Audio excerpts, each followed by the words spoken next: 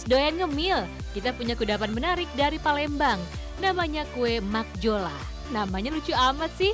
Rasanya endes-surendus loh. Terus pikniknya ke tempat yang adem, fans. Kita main basah-basahan sambil lihat ikan sema khas pagar alam yang udah mulai langka. Yuk fans, ikuti perjalanan kita.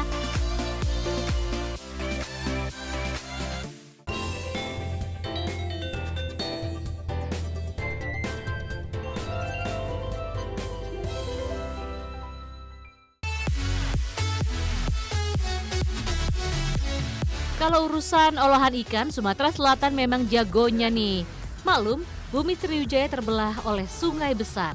Jadi jenis ikan sungainya sangat berlimpah tuh.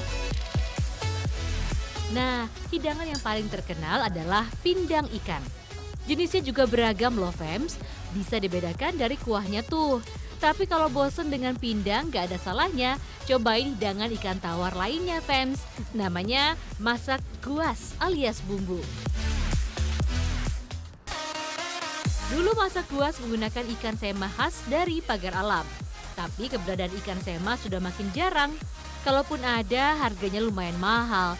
Jadi, ikan sema diganti sama jenis ikan sungai lainnya aja, fans. Rasanya tetap enak kok. Siapkan bumbu khas guas ya, diantaranya cabai, bawang, kunyit, lengkuas, jahe, dan batang serai. Wih, banyak juga bumbunya. Pantesan rasanya gurih banget. Selain itu, masak guas juga cocok disantap di daerah pagar alam, fans. Soalnya suhunya dingin, bisa menghangatkan tubuh deh, kayak dipeluk kamu. Masaknya gampang, fans, tinggal iris semua bumbu saja. Lalu siapkan juga bambu petung, masukkan semua bumbunya. Oh iya, fans, jenis bambu petung digunakan karena memiliki diameter yang besar, jadi muat ikan ukuran besar. Bambu petung juga mengandung banyak air, jadi nggak gampang gosong saat dibakar nanti. Potong ikan sesuai ukuran yang diinginkan ya, fans. Lalu masukkan ke dalam bambu. Tambahkan sedikit air, terakhir tutup bambu dengan daun singkong dan kemangi biar aroma masakan lebih wangi, fans. Asyik. Nah, bakar bambu di atas bara api sekitar 1 jam. For your info nih, fans. Hidangan ini disebut masak guas karena ikannya dimasak di dalam ruas bambu. Nah, guas sebenarnya berasal dari kata ruas, fans. Saat dimasak, bambu jangan lupa dibolak-balik ya, agar ikannya bisa matang merata. Meski bambu dibakar sampai gosong, dalamnya nggak akan gosong kok, fans. Soalnya ketebalannya bisa mencapai 10-15 cm. Nah, udah matang deh, fans. Tinggal hidangkan di atas mangkok saja. Masak guas akan menghasilkan kuah lebih banyak. Kok bisa sih? Ternyata bambu juga bisa mengeluarkan air dari dalam bambu. Eits, jangan buang daun singkong dan kemanginya, fans. Soalnya bisa dimanfaatkan sebagai lalapan. Yuk, kita santap masak guas beramai-ramai. Masak guas cocok disantap sebagai menu makan siang. Enak banget. Oh iya, ikan ternyata baik untuk kesehatan, fans. Kandungan omega 3-nya berperan penting untuk sistem syaraf dan perkembangan otak anak. Ikan juga bisa mencegah keguguran loh, fans. Mulai sekarang, lebih sering ya konsumsi ikan.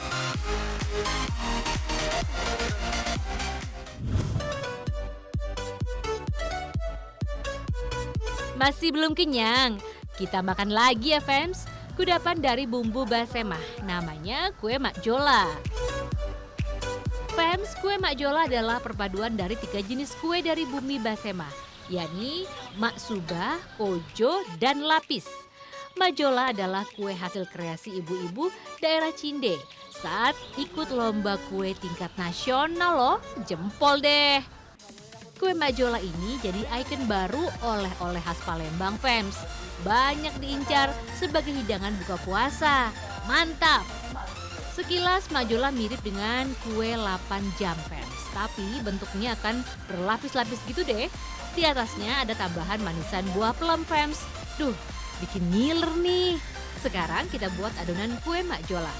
Ada 2 jenis adonan, yakni adonan kue maksuba dan adonan kue kojo lapis. Bahannya hampir sama dengan kue bolu. Tapi pembeda kue khas Sumatera Selatan adalah jumlah tepungnya yang sedikit. Bahkan ada juga yang nggak pakai tepung tuh. Sebagai gantinya gunakan telur dalam jumlah banyak fans. Bisa sampai 25 butir untuk satu kue loh. Pantesan, legit banget. Telur yang dipakai bisa apa aja fans. Bisa telur bebek atau telur ayam. Ya sesuai selera aja. Kemudian kocok dengan gula pasir dan vanili. Kalau udah kayak gini tambahkan susu kental manis, tepung dan margarin cair. Aduk sampai adonan tercampur rata. Sekarang saring untuk memastikan tidak ada adonan yang menggumpal fams. Lalu tuang ke dalam loyang. Cukup masukkan 2 sendok takar fams. Tinggal panggang ke dalam oven sampai adonannya menjadi setengah matang saja. Setelah 10 menit, keluarkan adonan dari dalam oven. Tekan-tekan biar padat fams. Lalu masukkan adonan sampai terisi setengah loyang. Panggang kembali deh fams. Buat maksubah memang butuh kesabaran. Soalnya adonannya harus terus ditungguin supaya nggak gosong. Waktu buatnya juga bisa sekitar 3 jam fams. Wih, lama nian. Sekarang kita buat adonan kue kojo fams. Kocok lagi telur, vanili, dan gula bubuk. Kalau margarinnya harus diaduk secara terpisah dengan susu kental manis. Aduk sampai halus ya fans. Campur adonan telur dan margarin menjadi satu. Masukkan tepung terigu sedikit demi sedikit fans. Udah jadi deh adonannya. Sekarang tuang adonan kojo ke dalam kue maksubah yang sudah di oven sampai setengah matang. Masukkan sekitar 3/4 bagian loyang saja ya fam, soalnya adonannya nanti akan mengembang tuh. Kalau udah rata, tambahkan manisan buah plum di atasnya. Kebayang dong sama rasanya yang beragam. Jadi nggak sabar icip-icip nih. Fams, ini dia kue Mak Jola yang udah jadi. Tampilannya cantik ya. Rasa kue Mak Jola yang jelas manis banget. Semanis kamu. Kalau manisan plumnya seger fams. Enak deh pokoknya. Hidangan manis jangan selalu dikaitkan dengan diabetes saja ya. Sebenarnya makanan manis juga dibutuhkan tubuh untuk menghasilkan tenaga untuk beraktivitas. Selain itu, makanan manis juga bisa membuat otak melepaskan hormon serotonin untuk membantu tubuh menstabilkan suasana hati dan mencegah depresi tuh fams. Yang jelas sih, jangan konsumsi gula berlebihan ya. Sesuatu yang berlebihan emang gak bagus untuk kesehatan. Jadi kalau ke Palembang, jangan lupa beli kue Mak Jola yang lagi hits ya fams. Cocok juga tuh jadi oleh-oleh.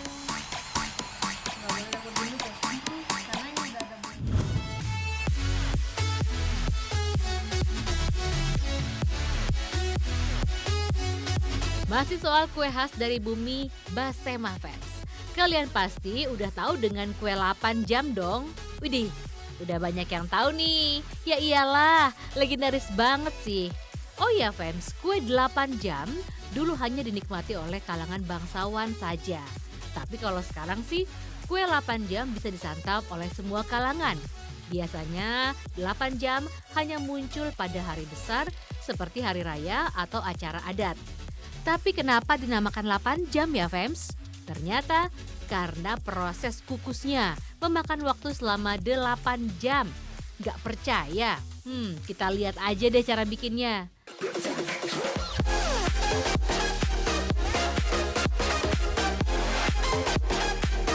Kue 8 jam gak pakai tepung sama sekali fams.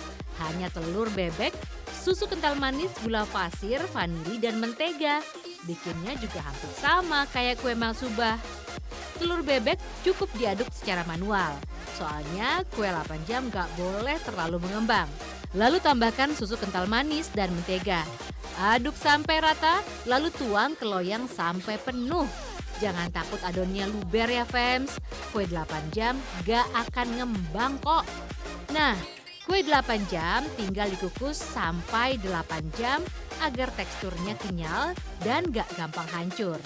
Agar kue 8 jam gak kembung, loyang yang dimasukkan ke dalam kukusan harus dididihkan dulu ya fams. Tapi gak takut gosong tuh. Enggak kok, soalnya kukusannya dengan api yang kecil dan stabil. Kalau sudah berwarna kecoklatan artinya kue 8 jam udah mateng. Tinggal angkat dan potong kecil-kecil Fems. Kue 8 jam lebih enak dinikmati saat sudah dingin ya. Teksturnya jadi mirip-mirip puding, kenyal dan lembut di dalamnya. Harga kue 8 jam bervariasi, mulai dari Rp200.000 untuk loyang kecil dan Rp275.000 untuk loyang besar. Kue 8 jam bisa tahan sampai 5 hari kalau disimpan di lemari es. Ayo, siapa yang mau?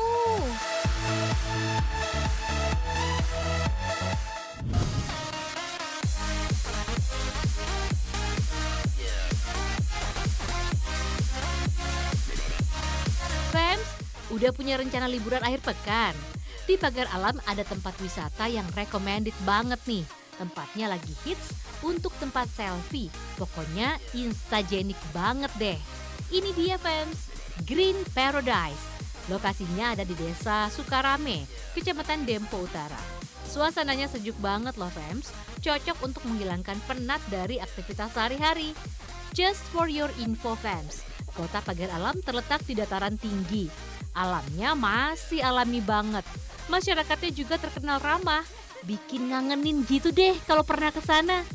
Selain alamnya yang indah, di kawasan wisata ini juga bisa melakukan aktivitas lain, fans. Misalnya, bermain bersama kelinci. Duh, imut amat sih. Seimut kamu ya, fans. Hihihi. Aktivitas bermain bersama kelinci ternyata bisa menjadi edukasi anak fans. Jadi anak-anak bisa diajarkan untuk mencintai hewan tuh. Oh iya fans, nama Green Paradise diambil karena pemandangannya yang hijau. Warna hijau berasal dari tanaman selada air yang banyak ditanam di sini. Maklum deh, Pagar Alam suhunya dingin dan airnya jernih. Saking suburnya, selada air sampai tumbuh menutupi aliran sungai fans. Hamparan selada air juga sebagai tanda ekosistem di sini masih asri banget fans. Andalan Green Paradise lainnya adalah panorama kolam yang luas. Di dalamnya terdapat aneka jenis ikan air tawar. Kita juga bisa kasih makan ikannya loh fans. Lihat, ikannya warna-warni gitu, bikin sejuk di mata ya.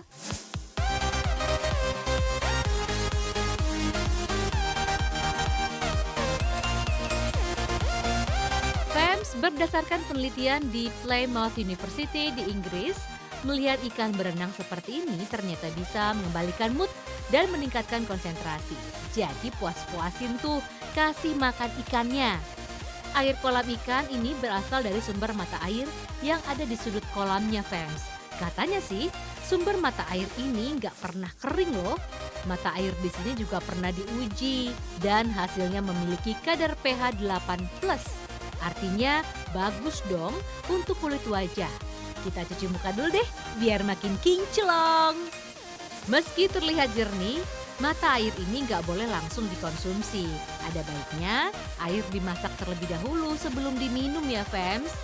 Di sini juga ada mini air terjun loh, cocok sebagai tempat foto-foto.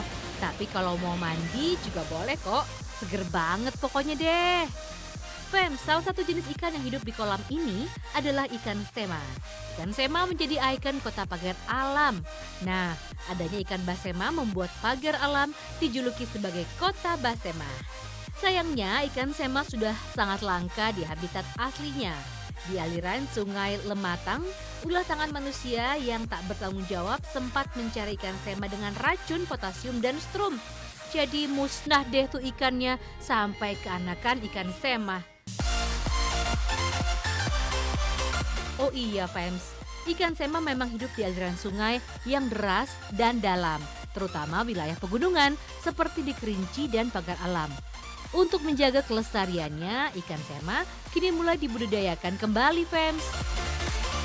Wah, ini ikannya banyak, memang beragam-ragam ya, tetapi pada prinsipnya di sini kita sedang membudidayakan ikan sema, ikan yang sudah langka kan di Pagar Alam. Jadi salah satu konservasi kita di sini adalah konservasi ikan sema. Fans, ikan sema termasuk unik loh karena memiliki 3 nama sesuai dengan umurnya. Saat masih anakan disebut dengan umpon-umpon. Jika sudah beranjak agak remaja, disebut dengan cengkak dengan warna hitam. Saat beranjak dewasa, warnanya mulai berubah menjadi kemerahan. Saat ujung sisik berwarna orange, artinya ikan mulai menyemah. Nah, alasan itulah disebut dengan ikan semah. Ikan semah harganya sangat fantastis loh fams. Per kilonya bisa mencapai 1 juta rupiah. Hebatnya lagi, di Malaysia ikan semah menjadi santapan para raja. Rasanya dijamin enak dan gurih dari ikan-ikan lainnya. Kalau udah puas lihat ikan semah, kita nikmati berkeliling danau buatan dengan perahu ya fans. Asik kan?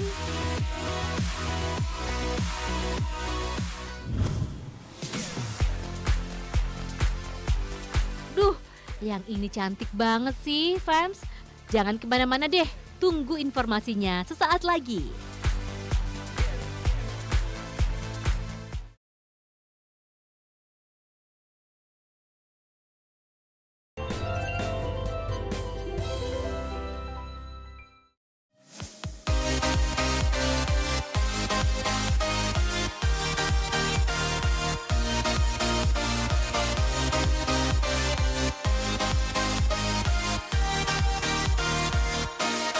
Saatnya belanja oleh-oleh nih. Duh, yang ini cantik banget sih fans. Kain jumputan adalah kain tenun tradisional khas Palembang. Cara buatnya unik karena menggunakan teknik jelucur ikat. Jumputan juga disebut kain pelangi karena warnanya meriah seperti pelangi. Fams, kain jumputan dibuat dari tangan terampil di pinggiran kota Palembang. Tepatnya sih di daerah Tuan Kentang. Tempat ini juga menjadi tujuan wisata yang didatangi wisatawan.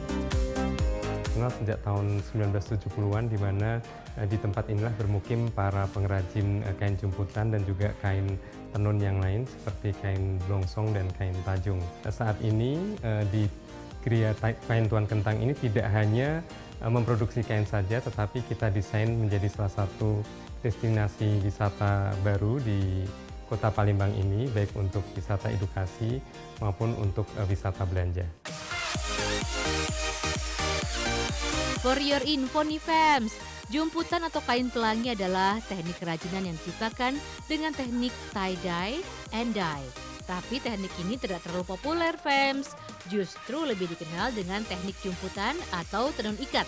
Katanya sih, teknik tie-dye berasal dari seni Bandung yang usianya hampir sama dengan negeri Indian. Tuh, cantik-cantik ya fans. Meski prosesnya sama, motif yang dihasilkannya pasti akan berbeda. Itulah yang bikin kain jumputan istimewa dan dikagumi banyak orang fans. Kita lihat aja deh cara bikinnya. Kain jumputan dibuat dari lembaran kain di blat atau pola. Kalau jenis kainnya bisa kain apa aja fans. Agar hasilnya maksimal, katun menjadi pilihan terbaik untuk jumputan. Kemudian jahit jelujur kain dengan tali rafiah sesuai pola yang diinginkan. Lalu ikat yang kuat. Proses inilah yang disebut jumputan fams. Jadi terlihat kusut ya. Habis itu fams, kain direndam selama 5 menit untuk menghilangkan debu yang menempel pada kain. Baru deh direbus dengan pewarna yang diinginkan. Nah, pewarna yang digunakan adalah jenis pewarna direct. Jadi, makin lama direbus, maka warna yang dihasilkan akan semakin terang. Prinsipnya fams, jumputan adalah teknik membuat pola dengan mengikat kain pada beberapa bagian yang sebelumnya dicelup pada zat warna. Jumputan juga dikenal dengan teknik celup ikat fams. Tekniknya sih hampir sama dengan teknik batik. Cara lainnya, kain jumputan dibuat dengan teknik cecep fams. Bedanya bisa dilihat dari jenis pewarna kainnya saja, yakni jenis naptol. Proses pewarnaannya nggak boleh terkena sinar matahari secara langsung, agar warna yang dihasilkan nggak akan memudar. Sama kayak cintaku sama kamu. Bercanda ya fans. Oh iya, teknik cecep lebih mudah dilakukan untuk orang yang baru mulai belajar buat kain jumputan fams. Nah, kain yang diwarnai udah kering nih, tinggal lepas ikatan aja fams. Hati-hati saat membuka ikatannya. Jangan sampai kainnya robek tuh.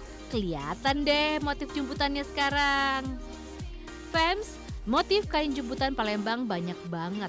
Ada motif badang segi 4, bunga tanjung, mawar isi 5, sumping, pucuk rebung, bintang berkandang, kalajengking, sampai jeger ayam. Wah, banyak banget tuh.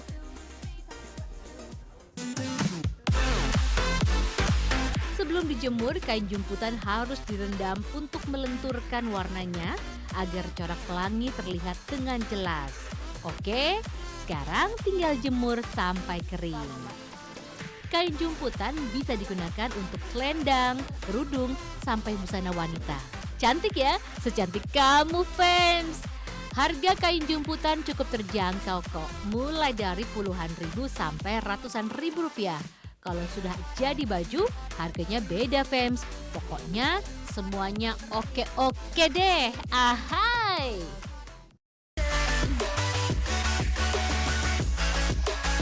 Fans, nggak kerasa udah 30 menit kita memberikan ulasan menarik dari Bumi Sriwijaya.